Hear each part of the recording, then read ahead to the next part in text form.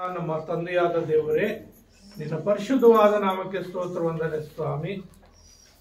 ಈ ಒಂದು ಸಮಯದಲ್ಲಿ ವಾಕ್ಯ ಭಾಗ ಹೋಗುವಾಗ ಕರ್ತನೆ, ಪರಿಶುದ್ಧಾತ್ಮ ದೇವರೇ, ನೀವು ನನ್ನೊಟ್ಟಿಗೆ ಮಾತನಾಡುವಾಗ ನಾವೆಲ್ಲರೂ ಅಪ್ಪ ನಿನ್ನ ವಾಕ್ಯಕ್ಕೆ ಒಳಗಾಗಿ ನಿನ್ನ ವಾಕ್ಯದ ಮುಖಾಂತರ ಬಲವೊಂದು ಹಾಗೆ ಈ ವಾಕ್ಯವನ್ನು ಕೇಳುವವರೆಲ್ಲರೂ ಶ್ರದ್ಧೆಯಿಂದ, ಭಕ್ತಿಯಿಂದ, ಧ್ಯಾನದಿಂದ ಕುಳಿತು ಈ ವಾಕ್ಯಗಳು ಕೇಳುವ ಹಾಗೆ ನೀನ್ ತಾನೇ ಸಹಾಯ ಮಾಡಿ ಆಶೀರ್ವದಿಸಬೇಕೆಂದು ಯೇಸುವಿನ ನಾಮದಲ್ಲಿ ಪ್ರಾರ್ಥನೆ ಬೇಡುತ್ತೇನೆ ತಂದೆಯೇ.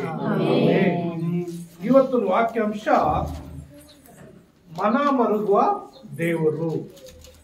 ಮನ ಮರುಗುವ ದೇವರು. ಇಲ್ಲಿ ನಾವು ಯೋನನ ಗ್ರಂಥದಲ್ಲಿ 4ನೇ ಅಧ್ಯಾಯ 2ನೇ ವಚನದಲ್ಲಿ ಭಕ್ತನಾದ ಯೋನನು ದೇವರಿಗೊಂದು ವಿಜ್ಞಾಪನೆ ಮಾಡ್ತಾನೆ. ಏನಂದ್ರೆ, ಯೆಹೋವನ ಆಲಿಸು, ನಾನು ಸ್ವದೇಶದಲ್ಲಿರುವಾಗಲೇ ಹೀಗಾಗುವುದೆಂದು ಹೇಳಿದೆನಷ್ಟೇ. ನೀನು ದಯೆಯು, ಕನಿಕರವು, ದೀರ್ಘಶಾಂತಿಯು, ಮಹಾಕೃಪೆಯುಳ್ಳ ದೇವರು ಮಾಡಬೇಕೆಂದ ಕೇಡಿಗೆ ಮನಮರುಗುವನು ಎಂದು ನಾನು ತಿಳಿದೆ, ತಾರ್ಷೀಷಿಗೆ ಓಡಿ ಹೋಗಲು ತ್ವರೆಪಟ್ಟೆನು ಎಂಬುದಾಗಿ ಹೇಳ್ತಾನೆ ಅಂತ. ಹಲ್ಲೆಲೂಯಾ. ನೀನು ಮನ ಮರುಗುವ ದೇವರು ಅಂದ್ರೆ ನಮ್ಮ ದೇವರು ಯಾವ ರೀತಿ ಅಂದ್ರೆ ಮನ ಮರುಗುವಂತ ದೇವರು. ಇಲ್ಲಿ ಯೋನನೆಂಬ ಒಬ್ಬ ಭಕ್ತನಿದ್ದಾನೆ. ಆ ಯೋನನೆಂಬ ಭಕ್ತನು ಹೇಗಿದ್ದಾನಂದ್ರೆ ದೇವರ ಒಬ್ಬ ಸೇವಕನಾಗಿರ್ತಾನೆ. ದೇವರ ಸೇವಕನಾಗಿದ್ದು ದೇವರ ಸೇವೆ ಮಾಡುವಂತ ಸೇವಕನಾಗಿದ್ರು ಆತನೇನಾಗ್ತಾನೆ ಅಂದ್ರೆ ಪ್ರಿಯರೇ, ದೇವರು ಒಂದು ವಾಗ್ದಾನ ಮಾಡ್ತಾನೆ. ಇವು ಒಬ್ಬ ಚಿಕ್ಕ ಪ್ರವಾದಿ ಯೋನನು. ಈ ಪ್ರವಾದಿ ಆಗಿರುವಂತ ಪ್ರವಾದಿಗೆ ಒಂದು ಕೆಲಸ ಮಾಡ್ಬೇಕು ನೀನು. ತಾರ್ಷೀಷ್ ನಿನಿವೆ ಎಂಬ ಒಂದು ಪಟ್ಟಣ ಇದೆ. ನಿನಿವೆ ಎಂಬ ಪಟ್ಟಣ ಇದೆ. ಆ ಪಟ್ಟಣದಲ್ಲಿ ಎಷ್ಟು ಜನ ಇದ್ದಾರೆ ಅಂದ್ರೆ 1,20,000 ಜನ ಇದ್ದಾರೆ. ಆ ಪಟ್ಟಣ ವಿಸ್ತಾರ 3 ದಿವಸ ನಡಿಬೇಕು. ಈ ಕಡೆಯಿಂದ ಆ ಕಡೆ ಹೋಗ್ಬೇಕಂದ್ರೆ 3 ದಿವಸ ಪ್ರಯಾಣ ಮಾಡಿದ್ರೆ ಆ ಪಟ್ಟಣ ಈ ಕಡೆಯಿಂದ ಆ ಕಡೆಗೆ ದಾಟ್ತಾರೆ. ಅಷ್ಟು ವಿಸ್ತಾರವಾದ ಪಟ್ಟಣ. ಆ ನಿನಿವೆ ಪಟ್ಟಣದಲ್ಲಿ ಆ ಜನರು ಹೇಗಿದ್ದಾರೆ ಅಂದ್ರೆ ದುಷ್ಟರು, ದುರ್ಮಾರ್ಗಿಗಳು, ದೇವರ ಭಯ ಇಲ್ಲದವರು, ದೇವರಿಗಾಗಿ ಜೀವಿಸದೇ ಇರುವಂತವರು. ದೇವರ ಒಂದು ಭಯ ಯಾರಲ್ಲಿ ಇಲ್ಲ. ಅವ್ರಿಗೆ ಇಷ್ಟಾನುಸಾರವಾಗಿ ಜೀವಿಸ್ತಾ ಇದ್ದಾರೆ. ಕುಡಿಯೋದು, ವ್ಯಭಿಚಾರ ಮಾಡೋದು, ಕಳ್ಳತನ ಮಾಡೋದು, ಮೋಸ ಮಾಡೋದು, ಇತರ ಸ್ವತ್ತುಗಳನ್ನ ಲಪ್ಟಾಯಿಸೋದು, ಅವ್ರಿಗಿಷ್ಟ ಬಂದ ರೀತಿಯಲ್ಲಿ ಪಾಪದ ಕಾರ್ಯಗಳು ಜೀವಿಸ್ತಾ ಇದ್ದಾರೆ. ದೇವರು ನೋಡಿ ನೋಡಿ ನೋಡಿ ಸಾಕಾಗಿ ದೇವರಿಗೊಂದು ಕೋಪ ಬರ್ತದೆ. ಏನ್ ಕೋಪ ಅಂದ್ರೆ ಇವ್ರನ್ನೆಲ್ಲ ನಾಶ ಮಾಡಿಬಿಡ್ಬೇಕು. ಅದಕ್ಕೆ ಒಂದು ವಾರ್ನಿಂಗ್ ಕೊಡ್ತಾನೆ. ಯಾವ ರೀತಿ ಅಂದ್ರೆ, ನೋಡು, ನೀನು ಹೋಗಿ 1ನೇ ವಚನದಲ್ಲಿ 1ನೇ ಅಧ್ಯಾಯ 1-2 ವಚನ ಓದಮ್ಮ. ಯೆಹೋವನು ಅಮಿತೆಯ ಮಗನಾದ ಯೋನನಿಗೆ, ನೀನೆದ್ದು ಆ ದೊಡ್ಡ ಪಟ್ಟಣವಾದ ನಿನಿವೆಗೆ ಹೋಗಿ ಗಟ್ಟಿಯಾಗಿ ಕೂಗುತ್ತಾ ಅದನ್ನು ಖಂಡಿಸು. ಅದರ ನಿವಾಸಿಗಳ ದುಷ್ಟತನವು ನನ್ನ ಸನ್ನಿಧಿಗೆ ಮುಟ್ಟಿದೆ ಎಂದು ಅಪ್ಪಣೆ ಮಾಡಿದನು. ನೋಡ್ರಿ, ಅವರು ಏನಂತೆ, ಅವರ ದುಷ್ಟತನ, ಅದರ ನಿವಾಸಿಗಳ ದುಷ್ಟತನ ಯಾವುದರ ನಿನಿವೆ ಎಂಬ ಪಟ್ಟಣದ ನಿವಾಸಿಗಳ ದುಷ್ಟತನ ಏನಾಗಿದೆ, ಅಪರಿಮಿತವಾಗಿಬಿಟ್ಟಿದೆ ಅಂತೆ. ಅಪರಿಮಿತವಾಗಿರುವಂತ ಸಂದರ್ಭದಲ್ಲಿ ಅಲ್ಲೇನಾಗುತ್ತಂದ್ರೆ, ಹೋಗಿ ಆ ಒಂದು ಪಟ್ಟಣದಲ್ಲಿ ಯಾವ ರೀತಿ ಅಂದ್ರೆ 3 ದಿವಸ ನಡಿಬೇಕು. ಹಾಗಾಗಿ ಮಧ್ಯಕ್ಕೆ ಹೋಗಿ ನೀನು ಆ ನಿನಿವೆ ಪಟ್ಟಣ ಮಧ್ಯದಕ್ಕೆ ನಡೆದು ಹೋಗಿ ಅಲ್ಲಿ ನೀನು ಜೋರಾಗಿ ಗಂಟಲೆತ್ತಿ ಕೂಗು. ಆ ಒಂದು ಪಟ್ಟಣ ಖಂಡಿಸು. ಏನಂತೇಳಿ, ಇಷ್ಟು ದಿವಸಗಳ ಒಳಗಾಗಿ ಈ ಪಟ್ಟಣವನ್ನು ನಾಶ ಮಾಡ್ತಾನೆ ದೇವರು. ಇಷ್ಟು ದಿವಸಗಳ ಪಟ್ಟಣ ಅಂದ್ರೆ ಎಲ್ಲಿ ನಾವು ನೋಡ್ತೇವೆ. ನೋಡ್ರಿ, 3ನೇ ಅಧ್ಯಾಯ 4ನೇ ವಚನ. ಯೋನನು ಪಟ್ಟಣದಲ್ಲಿ ಸೇರಿ ಮೊದಲು 1 ದಿವಸದ ಪ್ರಯಾಣದಷ್ಟು ದೂರ ನಡೆದು 40 ದಿನಗಳಾದ ಮೇಲೆ ನಿನಿವೆಯ ಕೆಡವಲ್ಪಡುವುದು ಎಂದು ಸಾರತೊಡಗಿದನು. ನೋಡ್ರಿ, ಏನಂತೆ 40 ದಿವಸಗಳ ಒಳಗಡೆ ಈ ಒಂದು ನಿನಿವೆ ಪಟ್ಟಣ 40 ದಿವಸಗಳ ಒಳಗಡೆ ಸಂಪೂರ್ಣವಾಗಿ ನಾಶ ಆಗ್ತದೆ. ಅದು ಭೂಕಂಪ ಆಗ್ತದೋ, ಇಲ್ಲ ಯಾರಾದ್ರೂ ಬಾಂಬ್ ಹಾಕ್ತಾರೋ, ಇಲ್ಲ ಯಾವ್ದಾದ್ರು ದೊಡ್ಡ ರೋಗ ಬಂದು ಆ ರೋಗ ಬಂದು ಕೊರೋನಾ ಟೈಪ್ ರೋಗ ಬಂದು ಸಾಯ್ತಾರೋ ಗೊತ್ತಿಲ್ಲ. ಆದ್ರೆ 40 ದಿವಸದೊಳಗಾಗಿ ಈ ನಿನವೆ ಪಟ್ಟಣ 1,20,000 ಜನ 1,20,000 ಇರೋ ಜನ ಪಟ್ಟಣ ನಾಶವಾಗಿ ಹೋಗ್ತದೆ ಅಂತ ಹೇಳಿ ಅದಕ್ಕೆ ಬಲವಾಗಿ ನನ್ನ ವಯಸ್ಸರಲ್ಲಿ ಹೋಗಿ ಸಾರು ಅಂತ ಹೇಳ್ತಾನೆ. ಈ ಯೋನನಿಗೆ ಒಂದು ಭಯ ಏನಂದ್ರೆ, ದೇವರು ಮನ ಮರುಗುವಂತ ದೇವರು ನನ್ಗೇನು ಹೇಳ್ಬಿಡ್ತಾನೆ, ನಾನು ಹೋಗಿ ಆ ಪಟ್ಟಣ ಸಾರದೆ ಅನ್ಕೋ, ಅವರೇ ನನ್ನ ಪಟ್ಟಣದವರೆಲ್ಲ ನಾನು ತಿರುಗಿಬಿಟ್ಟು ನಾನು ಸಾಯಿಸ್ಬಿಟ್ರೆ ನಾನೇನ್ ಮಾಡೋದು? ಆ ನಿನವೆ ಪಟ್ಟಣಕ್ಕೆ ಹೋಗೋದೇ ಬೇಡ ಅಂತೇಳಿ ಅವನೇನ್ ಮಾಡ್ತಾನಂದ್ರೆ, ಈ ಊರಲ್ಲಿ ಇರೋದು ಬೇಡ ಅಂತೇಳಿ ಆ ಸೇವಕನು ಏನ್ ಮಾಡ್ತಾನಂದ್ರೆ, ಬೆಳಗ್ಗೆನೆ ಎಲ್ಲ ಸಿದ್ಧನಾಗಿ ಹೋಗಿ ಹಡಗಲ್ಲಿ ಕುತ್ಕೊಂಡು ಬಿಡ್ತಾನೆ. ಯಾವ ಹಡಗು? ನಿನಿವೆಗೆ ಹೋಗುವಂತ ಹಡಗಲ್ಲ, ತಾರ್ಸಿಸು ಬೇರೆ ದೇಶಕ್ಕೆ ಹೋಗುವಂತ ಹಡಗ ಹತ್ಕೊಂಡು ಕುತ್ಕೊಂಡು ಬಿಡ್ತಾನೆ. ಬೇರೆ ದೇಶಕ್ಕೆ ಹೋಗೋ ಅಂತ ಹಡಗದಲ್ಲಿ ಕುತ್ಕೊಂಡು ಏನ್ ಮಾಡ್ತಾನಂದ್ರೆ, ಹಡಗು ಸ್ವಲ್ಪ ಬಿಡೋದು ಲೇಟ್ ಆಗುತ್ತೆ, ಹೋಗಿ ಆರಾಮಾಗಿ ಟಿಕೆಟ್ ತಗೊಂಡು ಹಡಗಲ್ಲಿ ಕುತ್ಕೊಂಡು ಹೋಗಿ ಕೆಳಗಡೆ ಮಲ್ಕೊಂಡ್ ಬಿಡ್ತಾನೆ ಆರಾಮ್ ನೆಮ್ಮದಿಯಾಗಿ, ಯಾರು ಕಾಣಿಸೋದೇ ಬೇಡ ಅಂಥೇಳಿ ಹಡಗಿನಲ್ಲಿ ಹೋಗಿ ಒಂದು ಕೆಳಗಡೆ ಮಲ್ಕೊಂಡ್ ಬಿಡ್ತಾರೆ. ಸರಿ, ಎಲ್ಲ ಜನರೆಲ್ಲ ಹತ್ಕೊಂಡ್ರು, ಹಡಗು ಸ್ವಲ್ಪ ಒಳಗೆ ಹೋಯ್ತು, ಒಂದಷ್ಟು ದೂರ ಒಳಗೆ ಹೊರಟೋಯ್ತು. ಹೋದ್ಮೇಲೆ ಅಲ್ಲಿ ಏನಾಗುತ್ತಂದ್ರೆ, ತುಫಾನು, ಗಾಳಿ, ಮಳೆ ಜೋರಾಗಿ ಹೋಗ್ತದೆ. ಏನು? ಗಾಳಿ, ಮಳೆ, ತುಫಾನ್ ಜೋರಾಗಿ ಹೋಗ್ತದೆ. ಅದು ಮಳೆಕಾಲ ಅಲ್ಲ, ತುಫಾನ್ ಬರುವಂತ ಕಾಲ ಅಲ್ಲ, ಗಾಳಿ ಕಾಲ ಅಲ್ಲ, ಒಂದು ನೆಮ್ಮದಿಯ ಕಾಲ. ಆ ನೆಮ್ಮದಿಯ ಕಾಲದಲ್ಲಿ ಏನಾಗ್ತಾ ಇದೆ ಅಂದ್ರೆ, ಅಲ್ಲಿ ಜೋರಾದ ಮಳೆ, ಜೋರಾದ ಗಾಳಿ, ಬಿರುಗಾಳಿ, ಅಲೆಗಳು ಬರ್ತಾ ಇದ್ರೆ ಹಡಗು ನಿಲ್ಲಕ್ಕೆ ಆಗ್ತಾ ಇಲ್ಲ. ನೀರ್ ಮೇಲೆ ಏನಾದ್ರು ಹಿಡಿದ್ರೆ ಒಂದು ಹಿಡ್ಕೊಳಕ್ ಇದ್ದಿದ್ರೆ ಅಲ್ವಾ ಹಿಡ್ಕೊಳಕ್ಕದು, ಏನು ಹಿಡ್ಕೊಳಕ್ ಆಗಲ್ಲ. ಅಲೆಗಳು ಹಿಂಗೆ ಒದ್ದಾಡಿಸಿ ಹಡಗು ಒತ್ತಾಡ್ತಾ ಇದೆ. ಆ ಹಡಗಿನಲ್ಲಿರುವಂತ ಜನರೆಲ್ಲ ಭಯ ಪಡ್ತಾ ಇದ್ದಾರೆ. ಏನು ಮಾಡಕ್ಕೂ ವಿಧಿ ಇಲ್ಲದೆ ಒದ್ದಾಡ್ತಾ ಇದ್ರು. ಏನಪ್ಪ ಹಿಂಗಾಗೋಯ್ತು? ಯಾವತ್ತಿಲ್ವೇ ಇರೋದು ಮಳೆಕಾಲ ಅಲ್ವಲ್ಲ, ಇದು ಗಾಳಿ ಬರುವಂತ ಕಾಲವಲ್ಲ, ಇದು ಪ್ರಶಾಂತವಾದ ಕಾಲವಲ್ಲ, ಏಕೆ ಹೀಗಾಯ್ತು, ಏನಿಗಾಯ್ತು ಅಂತೇಳಿ ಆ ಹಡಗಿನಲ್ಲಿರುವಂತ ಜನರೆಲ್ಲ ಏನ್ ಮಾಡ್ತಾ ಇದ್ದಾರೆ, ಅವರವರ ಇಷ್ಟಾನುಸಾರ ದೇವರುಗಳಿಗೆ ಅವ್ರ ಕೈ ಮುಗಿತಾ ಇದ್ದಾರೆ. ಏನ್ ಮಾಡ್ತಾ ಇದ್ದಾರೆ? ಅವರವ್ರ ಇಷ್ಟಾನುಸಾರವಾದ ದೇವರುಗಳಿಗೆ ಅವ್ರ ಕೈ ಮುಗಿತಾ ಇದ್ದಾರೆ. ಏನು ಮುಗಿದ್ರು ಅಲ್ಲಿ ಕಾರ್ಯ ನಡೀತಾ ಇಲ್ಲ, ಹಡಗು ನಿಲುಗಡೆ ಆಗ್ತಾ ಇಲ್ಲ. ಬಿರುಗಾಳಿ ಜಾಸ್ತಿ ಇದೆ, ಹಿಂಗ್ ಮೊಲಿಗೆ ಹೇಳ್ತಾ ಇದೆ, ಹಿಂದೆ ಮುಂದೆ ಅಲೆಗಳು ಹೆಂಗ್ ಬಂದ್ರೆ ಹಂಗೆ ಜನರೆಲ್ಲ ಫುಲ್ ಭಯ ಬಿದ್ದೋಗ್ಬಿಟ್ರೆ, ಇವತ್ತು ಫಿನಿಶ್, ನಾವೆಲ್ಲ ಸತ್ತೋಗ್ತೀವಿ, ಹಡಗು ಖಂಡಿತ ಮುಳುಗೋಗ್ತದೆ, ನಾವೆಲ್ಲ ಸತ್ತೋಗ್ತೀವಿ. ಯಾಕಂದ್ರೆ ಒಳಗೆ ಹೋಗ್ಬಿಟ್ಟಿದ್ದಾರೆ ಸಮುದ್ರ ಒಳಗಡೆ. ಆಮೇಲೆ ಆ ಹಡಗಿನಲ್ಲಿರುವಂತ ಕೆಲಸಗಾರರೆಲ್ಲ ಸುಮಾರು ಎಲ್ಲ ಏನೇನು ಪ್ರಯತ್ನ ಮಾಡ್ಬೇಕೆಲ್ಲ ಮಾಡ್ತಾ ಇದ್ದಾರೆ, ಏನು ಮಾಡಿದ್ರು ಹಡಗು ನಿಲ್ತಾ ಇಲ್ಲ. ಅಂತ ಸಂದರ್ಭದಲ್ಲಿ ಹೋಗಿ ಯಾರಿಂದ ಆಯ್ತು ಅಂತೇಳಿ ಹೋಗಿ ನೋಡುವಾಗ ಕೆಳಗೆ ಇವನು ಹೋಗಿ ಆರಾಮಾಗಿ ಮಲ್ಕೊಂಡು ನಿದ್ದೆ ಮಾಡ್ತಾ ಇರ್ತಾನೆ. ಇವನಿಗೆ ಗಾಳಿ ಬಂದಿರೋದು, ಈ ತುಫಾನ್ ಇದ್ದಿರೋದು ಏನು ಗೊತ್ತಾಗ್ತಾ ಇಲ್ಲ, ಆರಾಮಾಗಿ ನಿದ್ದೆ ಮಾಡ್ತಾ ಇದ್ದಾನೆ. ಆಮೇಲೆ ಹೋಗಿ ಹೇಳ ನಾವ್ ಇಷ್ಟು ಒದ್ದಾಡ್ತಾ ಇದ್ವಿ, ಇಷ್ಟು ಬಾಧೆ ಪಡ್ತಾ ಇದ್ವಿ, ಆರಾಮಾಗಿ ನಿದ್ದೆ ಹೊರಗೆ ಹೊಡಿತಾ ಇದ್ಯಾ, ಆರಾಮಾಗಿ ನಿದ್ದೆ ಮಾಡ್ತಾ ಇದ್ವಿ, ಏಳ ಮೇಲೆ ಅಂತ ತಟ್ಟಿ ಎಬ್ಬಿಸುವಾಗ ಆತನ ಎದ್ದು ಹೇಳ್ತಾನೆ. ಅಲ್ಲಿ ನೋಡುವಾಗ ಅವನಿಗೂ ಒಂಥರ ಆಶ್ಚರ್ಯ ಆಗ್ತದೆ. ಏನಪ್ಪಾ ಬಿರುಗಾಳಿ, ಗಾಳಿ ಇದೆಲ್ಲ ಆಗ್ತಾ ಇದೆ ಅಂತ ಹೇಳುವಾಗ ಅವ್ರು ಏನ್ ಮಾಡ್ತಾ ಇದಾರೆ, ಎದ್ದು ಪ್ರಾರ್ಥನೆ ಮಾಡು, ನಾವೆಲ್ಲ ಪ್ರಾರ್ಥನೆ ಮಾಡ್ತಾ ಇದ್ದೆ, ನಿನ್ನ ದೇವ್ರು ನೀನ್ ಯಾರೋ ಪ್ರಾರ್ಥನೆ ಮಾಡಿ, ಯಾವ ಊರಿನವರು, ಯಾವ ಕಡೆಯಿಂದ ಬಂದಿದ್ಯಾ, ಏನಕ್ಕಾಗಿ ಬಂದಿದ್ಯಾ ಅಂತ ಹೇಳುವಾಗ ಅವನು ಅಲ್ಲಿ ಏನ್ ಹೇಳ್ತಾ ಇದ್ದಾನೆ, 1ನೇ ಅಧ್ಯಾಯ 8ನೇ ವಚನದಲ್ಲಿ ನೋಡ್ರಿ ಏನ್ ಹೇಳ್ತಾ ಇದ್ದಾನೆ. 1ನೇ ಅಧ್ಯಾಯ ಯೋನ 1ನೇ ಅಧ್ಯಾಯ ನೋಡಿ ಅವರು, ಅಯ್ಯ, ಈ ಕೇಡು ನಮಗೆ ಸಂಭವಿಸಿದ್ದಕ್ಕೆ ಯಾರು ಕಾರಣ ಎಂಬುದನ್ನು ನೀನೇ ನಮಗೆ ತಿಳಿಸು. ನೀನು ಎಲ್ಲಿಂದ ಯಾವ ಕೆಲಸದ ಮೇಲೆ ಬಂದಿ, ನೀನು ಯಾವ ದೇಶದವನು, ಯಾವ ಜನಾಂಗದವನು ಎಂದು ಅವನನ್ನು ಕೇಳಲು ಅವನು ಅವರಿಗೆ, ನಾನು ಇಬ್ರಿಯನು, ಕಡಲನ್ನು ಒಣನೆಲವನ್ನು ಸೃಷ್ಟಿಸಿದ ಪರಲೋಕ ದೇವರಾದ ಯೆಹೋವನ ಭಕ್ತನು ಎಂದು ಹೇಳಿದನು.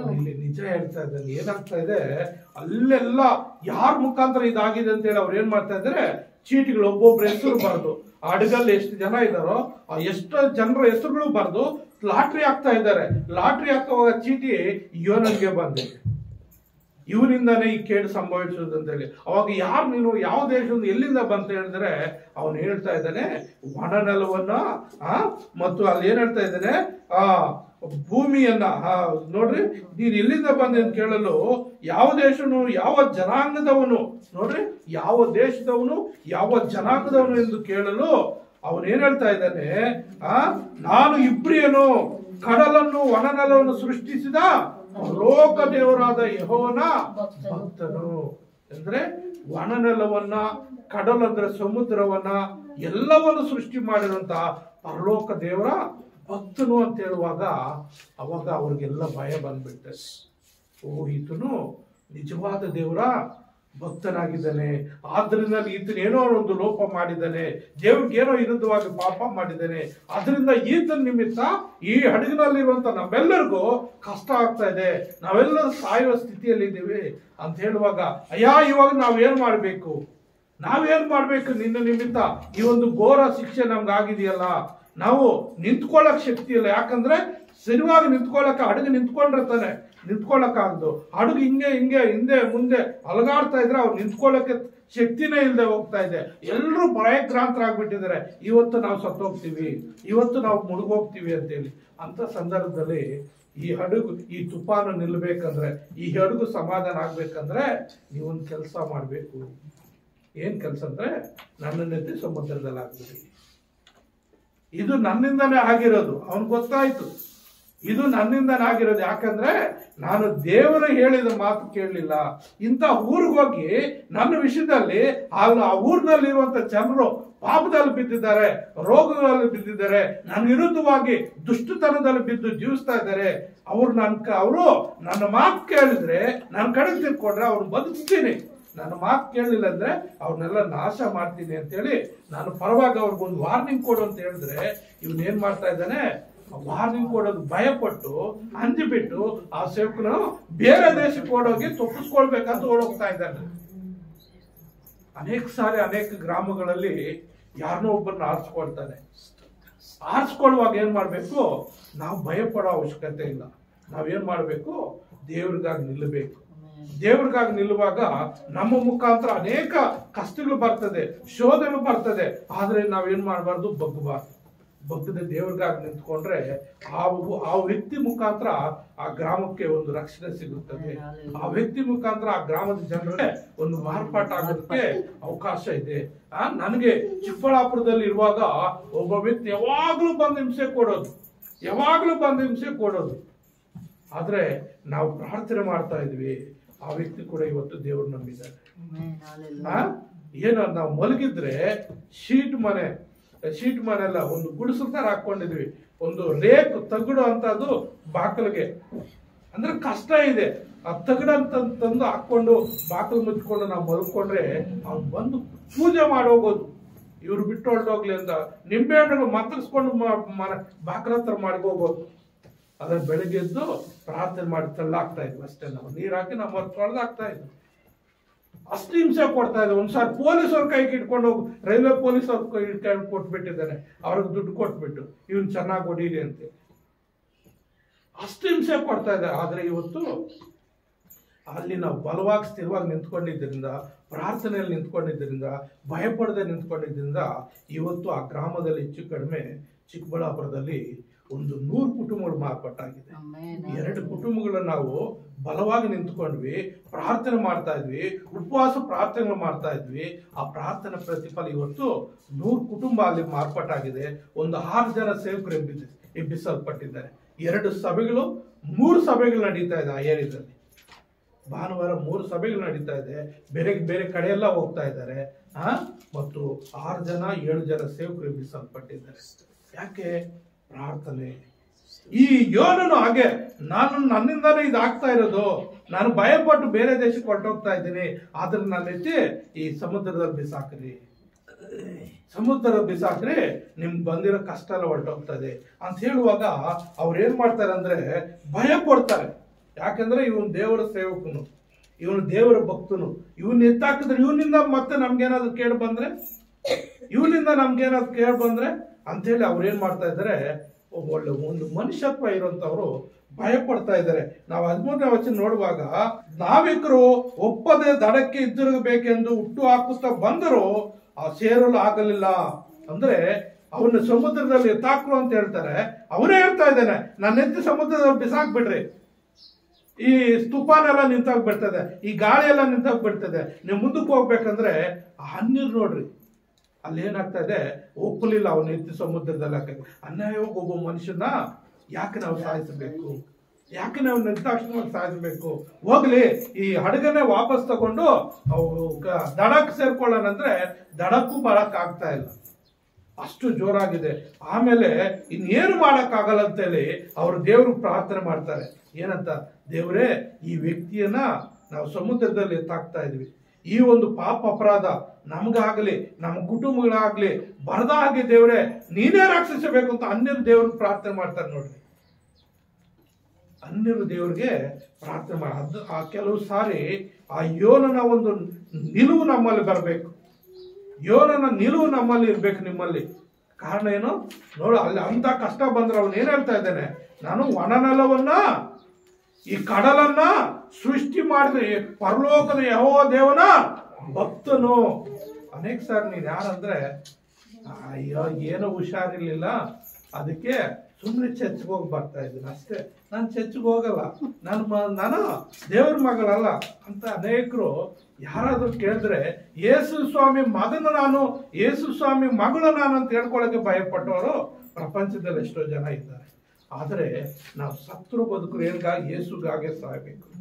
ಹೌದು, ನಾನು ಯೇಸು ಸ್ವಾಮಿ ನಂಬ್ಕೊಂಡಿದ್ದೀನಿ, ನಾನು ಯೇಸು ಸ್ವಾಮಿ ದೇವ್ರ ಅಂದಾಗ ನಾನು ನಂಬಿದ್ದೀನಿ, ಅದ್ರಲ್ಲಿ ತಪ್ಪೇನಿದೆ? ಕ್ವಶನ್ ಯಾರನ್ನು ಕೇಳಿದ್ರೆ, ನೀನು ನಿನ್ಗೆ ಇಷ್ಟ ಬಂದ ದೇವ್ರು ನೀನು ಪೂಜೆ ಮಾಡ್ತೀಯ, ನಾನು ಬೇಡ ಅಂತೀನ? ಬೇಡಲ್ವೇ? ನಾನು ಕೇಳ್ತೀನಿ, ಕೇಳಲ್ವೇ? ನನ್ಗಿಷ್ಟ ಬಂದ ದೇವ್ರು ನಾನು ಆರಾಧನೆ ಮಾಡ್ತೀನಿ, ನೀನೇನು ಕೇಳೋದು? ಇವಾಗ ನನಗೆ ಒಬ್ಬ ದೇವರು ಯಾರೋ ಒಬ್ರು ಇಲ್ಲಿ ಅಜ್ಜಿ ಅಂದ್ಕೊಡ್ರಿ, ಅಜ್ಜಿನ ಏನೋ ಒಂದು ಕಷ್ಟ ಕಾಲದಲ್ಲಿ ಸಹಾಯ ಮಾಡಿದ್ದಾರೆ, ಅಜ್ಜಿನ ನನ್ನ ಚೆನ್ನಾಗಿ ಮಾತಾಡ್ತೀನಿ, ಅಜ್ಜಿನ ಪ್ರೀತಿ ಮಾಡ್ತೀನಿ, ತಪ್ಪೇನಿದೆ? ಅಜ್ಜಿ ನಮ್ಗಾಗಲ್ಲ ನೀನ್ ಮಾತಾಡ್ಬೇಡ ಅಂದ್ರೆ ನೀನ್ಯಾರು ಕೇಳಕ್ಕೆ? ಅಜ್ಜಿಗೆ ನಿನ್ಗೆ ಆಗದೆ ಇರ್ಬೋದು, ಆದ್ರೆ ಅಜ್ಜಿಗೂ ನನ್ಗೆ ಚೆನ್ನಾಗಿದೆ, ನನ್ನ ಕಷ್ಟದ ಕಾಲದಲ್ಲಿ ಅಜ್ಜಿ ನನ್ಗೆ ಸಪೋರ್ಟ್ ಮಾಡಿದ್ದಾಳೆ, ಸಹಾಯ ಮಾಡಿದ್ದಾಳೆ, ಅಜ್ಜಿನ ನಾನು ಪ್ರೀತಿ ಮಾಡ್ತೀನಿ, ಅಜ್ಜಿನ ಇಷ್ಟಪಡ್ತೀನಿ, ನಿನ್ಗೆ ಇಷ್ಟ ಇಲ್ಲ ಬಿಟ್ಟು ಬಿಡು. ನಮ್ಮಿಬ್ಬರ ಮಧ್ಯದಲ್ಲಿ ನೀನ್ ಯಾಕೆ ಅಡ್ಡ ಬರ್ತಾ ಇರೋದು? ದೈವತ್ ಕೇಳ್ಬೋದು. ಇಲ್ಲಿ ಏನಾಗ್ತಾ ಇದೆ, ಯೋನನು ಅಂತ ಸಂದರ್ಭ ಬಂದು ಪ್ರಾಣ ಹೋಗೋ ಸಂದರ್ಭ, ನನ್ನನ್ನು ಎತ್ತಬೇಕಾದ ಸಮುದ್ರದಲ್ಲಿ ಹಾಕ್ಬಿಟ್ಟು ನೀವೆಲ್ಲರೂ ಉಳ್ಕೊಂತೀರಿ ಅಂತ ಹೇಳುವಾಗ ಹನ್ನೀರು ಆತನ ಹಾಕಕ್ಕೆ ಇಷ್ಟಪಡಲಿಲ್ಲ. ಅವ್ರಿಗೂ ಒಂದು ಮನುಷ್ಯತ್ವ ಇದೆ, ಅವ್ರಿಗೂ ಒಂದು ಮನಸ್ಸಿದೆ. ಅದಕ್ಕೇನ್ ಮಾಡ್ತಾ ಇದ್ದಾರೆ, ಹಿಂದಕ್ಕೆ ಹೋಗೋಣ ಅಂತ ಹೋದ್ರೆ ಹೋಗಕ್ ಆಗ್ತಾ ಇಲ್ಲ. ಅಂತ ಸಂದರ್ಭ ಪ್ರೇರೆ ಅಲ್ಲೇನಾಗ್ತಾ ಇದೆ ಅಂದ್ರೆ, ಇಲ್ಲಿ ನಾವು ನೋಡ್ತೇವೆ, ಅವ್ರು ಪ್ರಾರ್ಥನೆ ಮಾಡ್ತಾರೆ. ಏನಂತ? ಯೆಹೋವನೇ ಲಾಲಿಸು, ಲಾಲಿಸು, ಈ ಮನುಷ್ಯನ ಪ್ರಾಣ ನಷ್ಟಕ್ಕಾಗಿ ನಾಶನು ನಮಗೆ ಬಾರದಿರಲಿ, ನಿರಪರಾಧಿಯನ್ನು ಕೊಲ್ಲುವ ದೋಷಕ್ಕೆ ನಮ್ಮನ್ನು ಗುರಿ ಮಾಡಬೇಡ, ಯೆಹೋವನೇ ನಿನ್ನ ಚಿತ್ತಾರವಾಗಿ ಮಾಡಿದೆಯಲ್ಲ ಎಂದು ಭಿನ್ನವಿಸಿ ಯೋನನನ್ನು ಎತ್ತಿ ಸಮುದ್ರದಲ್ಲಿ ಹಾಕಿದ ಕೂಡಲೇ ಸಮುದ್ರ ತನ್ನ ರೌದ್ರವನ್ನು ನಿಲ್ಲಿಸಿಬಿಡ್ತು. ಪ್ರಾರ್ಥನೆ ಮಾಡಿ ಇವನ್ನ ಎತ್ತಾಕುವಂತ ಇದು ನಮ್ಮ ಮೇಲೆ, ನಮ್ಮ ಕುಟುಂಬ ನಮ್ಮ ಮೇಲೆ ಬಾರದೇ ಇರಲಿ ಅಂತೇಳಿ ದೇವ್ರಿಗೆ ಒಪ್ಪಿಸ್ಕೊಟ್ಟು ಆ ಮನುಷ್ಯನ ಎತ್ತಿ ಸಮುದ್ರದಲ್ಲಿ ಹಾಕ್ಬಿಡ್ತಾರೆ. ತಕ್ಷಣ ಏನಾಗುತ್ತೆ, ನೀರೆಲ್ಲ ನಿಂತೋಗ್ಬಿಡ್ತದೆ, ಗಾಳಿ ನಿಂತೋಗ್ಬಿಡ್ತದೆ, ಅಲೆಗಳೆಲ್ಲ ಸಮಾಧಾನ ಆಗ್ಬಿಡ್ತದೆ. ಅವಾಗ ಆ ದೇವ್ರು ಏನ್ ಮಾಡ್ತಾನಂದ್ರೆ, ದೇವ್ರು ಮನ ಮರುಗುವಂತ ದೇವ್ರು, ನನ್ನ ಮಾತು ಕೇಳಲಿಲ್ಲ ಅಂತ ತಳ್ಳಾಕಲ್ಲ. ಒಂದ್ ವೇಳೆ ಶಿಕ್ಷೆ ಕೊಡ್ತಾನೆ, ಯಾಕೆ ಶಿಕ್ಷೆ ಕೊಡ್ತಾನೆ? ಸರಿಪಡಿಸೋದಕ್ಕೆ ಶಿಕ್ಷೆ ಕೊಡ್ತಾನೆ. ಆಗ ಆ ಸಮುದ್ರದಲ್ಲಿ ಒಂದು ಮೀನ್ಗೆ ಅಪ್ಪಣೆ ಮಾಡ್ತಾನೆ, ನನ್ನ ಭಕ್ತನ ಕೆಳಗೆ ಬರ್ತಾ ಇದ್ದ ನೀರಲ್ಲಿ, ಹೋಗಿ ಅವನ ನುಂಗುಬಿಡು, ಹೋಗಿ ಅವ್ನು ನುಂಗುಬಿಡು ಅಂತ ಒಂದು ದೊಡ್ಡ ಮೀನ್ಗೆ ಅಪ್ಪಣೆ ಕೊಡ್ತಾನೆ. ಆ ಮೀನು ಬಂದು ಅವನು ಆಹಾ ಅಂತ ಬಾಗ್ ತೆಗಿತಾನೆ, ಅವನು ಒಳಗ್ ಹೊರಟೋಗ್ತಾನೆ. ಒಳಗ್ ಹೋದ್ಮೇಲೆ ಬಾಯಿ ಮುಚ್ಕೊಂಡ್ ಬಿಡ್ತದೆ.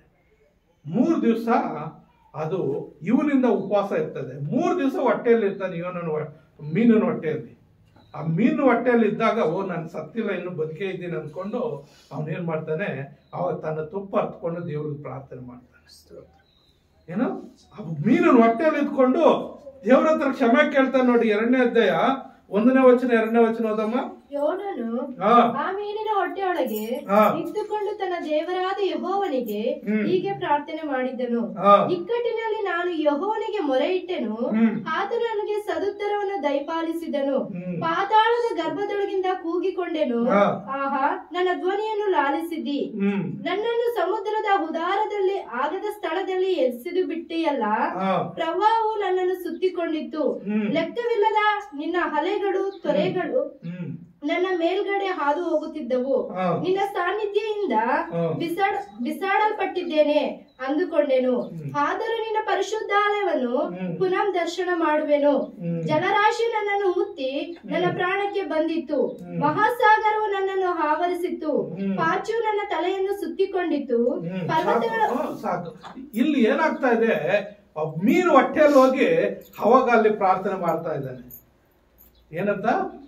ದೇವರೇ, ನಾನು ತಪ್ಪು ಮಾಡಿದ್ದೀನಪ್ಪ, ನಿನ್ನ ಮಾತು ಕೇಳಲಿಲ್ಲ. ನಾನು ನೀನು ನಿನವೇಗೆ ಹೋಗಿ 1,20,000 ಜನರಿಗೆ ಸುವಾರ್ತೆ ಸಾರು ಅಂತ ಹೇಳಿದ್ರೆ ನಾನು ಭಯಪಟ್ಟು ಆ ದುಷ್ಟರು ಬಡಿತಾರ ಅಂತೇಳಿ ಭಯಪಟ್ಟು ಬೇರೆ ಕಡೆ ನಾನು ಓಡಕ್ ಹೋದೆ. ಆದ್ರೂ ನಾನು ಬಿಡ್ಲಿಲ್ಲ. ಹಾಗಾಗಿ ಈ ಒಂದು ಅಗಾಧ ಸ್ಥಳದಲ್ಲಿ ಪಾಚಿ ಅಂದ್ರೆ ಈ ಮೀನು ಹೊಟ್ಟೆಯಲ್ಲಿ ಮೀನ್ ಕ್ಲೀನ್ ಮಾಡೋದು ನೋಡಿದಿರ? ಯಾರಾದ್ರೂ ಮಾಡಿದಿರಾ? ಮಾಡಿಲ್ವಾ? ಅದರಲ್ಲಿ ಎಷ್ಟು ಗಲೀಜ್ ಇರ್ತದೆ ಆ ಕರುಳು ಒಳಗಡೆ. ಆ ಗಲೀಜು ಅಲ್ಲಿ ಹೊಟ್ಟೆ ಒಳಗಡೆ, ಆ ಕರುಳು ಒಳಗಡೆ ಇದ್ದಾನೆ ಅವನು. ಎಷ್ಟು ಗಲೀಜ್ ಇರ್ತದೆ ಆ ಪಾಚಿ ಅಂದ್ರೆ. ಅವನ ಮೈಯೆಲ್ಲ ಸುತ್ತಕೊಂಡ್ ಬಿಟ್ಟಿದೆ, ಗಬ್ಬು ನಾತ ಹೊಡಿತಾ ಇದೆ. ಮೀನು ಹತ್ರನೇ ವಾಸನೆ. ಅಂಥದ್ದು ಆ ಮೀನು ಹೊಟ್ಟೆಯಲ್ಲಿ ಆ ಕರುಳು ಒಳಗಡೆ ಇದ್ದಾನೆ ಅವನು. ಆ ಪಾಚಿ ಎಲ್ಲ ಸುತ್ಕೊಂಡಿದೆ. ಅಗಾಧ ಸ್ಥಳದಲ್ಲಿ ಇದ್ದಾನೆ. ಅವನು ಎಲ್ಲಿದ್ದಾನೆ ಅಂತ ಅವ್ನಿಗೆ ಗೊತ್ತಿಲ್ಲ. ಮೀನು ಹೊಟ್ಟೆಯಲ್ಲಿ ಇದ್ದಾನೆ ಅಂತ ಅವ್ನಿಗೆ ಗೊತ್ತಿಲ್ಲ. ಅವನೇನ್ ಮಾಡ್ತಾನೆ? ಅಲ್ಲಿ ಪ್ರಾರ್ಥನೆ ಮಾಡ್ತಾ ಇದ್ದಾನೆ. ಆ ಪ್ರಾರ್ಥನೆ ಮಾಡುವಾಗ ಏನಾಗ್ತದೆ ಅಂದ್ರೆ ದೇವರು ಅವನು ಪ್ರಾರ್ಥನೆ ಕೇಳ್ತಾನ್ರಿ. ಪ್ರಾರ್ಥನೆ ಕೇಳಿ 8ನೇ ವಚನ ಓದಮ್ಮ. ನನ್ನ ಆತ್ಮವು ನನ್ನಲ್ಲಿ ಕುಂದಿದ್ದಾಗ ಯೆಹೋವನಾದ ನಿನ್ನನ್ನು ಸ್ಮರಿಸಿದ್ದೇನು. ನನ್ನ ಬಿನ್ನಹವು ನಿನಗೆ ಮುಟ್ಟಿತು, ನಿನ್ನ ಪರಿಶುದ್ಧಾಲಯಕ್ಕೆ ಸೇರಿತು. ನೋಡಿ ಏನ್ ಹೇಳ್ತಾ ಇದ್ದಾನೆ? ನನ್ನ ಆತ್ಮವು ನನ್ನಲ್ಲಿ ಕುಂದಿದಾಗ ಯೆಹೋವನಾದ ನಿನ್ನನ್ನು ಸ್ಮರಿಸಿದನು ಅಂದ್ರೆ ಜ್ಞಾಪಕ ಮಾಡ್ಕೊಂಡೆನು. ಅನೇಕರಿಗೆ ಜ್ವರ ಬಂದಾಗ, ಮೈಕೈ ನೋವು ಬಂದಾಗ, ಸಮಸ್ಯೆಗಳು ಬಂದಾಗ ನೀವೇನ್ ಮಾಡ್ತೀರಿ? ದೇವ್ರನ್ನ ಪ್ರಾರ್ಥನೆ ಮಾಡಲ್ಲ. ಅನೇಕರು ಹಾಸ್ಪಿಟ್ಲ್ಗೆ ಹೋಗೋಣ, ಮಂತ್ರ ತಂತ್ರಗಳಿಗೆ ಹೋಗೋಣ, ಇನ್ನು ಯಾರಾದ್ರೂ ಏನಾದ್ರು ಹೇಳ್ತಾರ ಅದನ್ನ ಕೇಳ್ತಾರ. ಆದ್ರೆ ಇವನೇನ್ ಮಾಡ್ತಾ ಇದ್ದಾನೆ? ದೇವ್ರನ್ನ ಸ್ಮರಿಸ್ತಾ ಇದ್ದಾನೆ. ದೇವ್ರೇ, ನಾನು ಎಲ್ಲಿದ್ದೀನೋ ನನ್ಗೆ ಗೊತ್ತಿಲ್ಲಪ್ಪ, ಆದ್ರೆ ಜೀವಂತವಾಗಿದ್ದೀನಿ, ಬದುಕಿದ್ದೀನಿ. ನನ್ನ ಬಿನ್ನಹವು ನಿನಗೆ ಮುಟ್ಟಿತು, ನಿನ್ನ ಪರಿಶುದ್ಧಾಲಯಕ್ಕೆ ಸೇರಿತು ಅಂದ್ರೆ ಪ್ರಾರ್ಥನೆ ಮಾಡುವುದು ದೇವರ ಸನ್ನಿಧಿಗೆ ಸೇರ್ತದೆ. ನಾವು ಒಂದು ಅಧ್ಯಾಯದಲ್ಲಿ ಕೀರ್ತನೆಗಳಲ್ಲಿ ನಾವು ನೋಡ್ತೀವಿ. ಕೀರ್ತನೆಗಳಲ್ಲಿ ಒಂದು ಕಡೆ ಇದೆ, ಅದು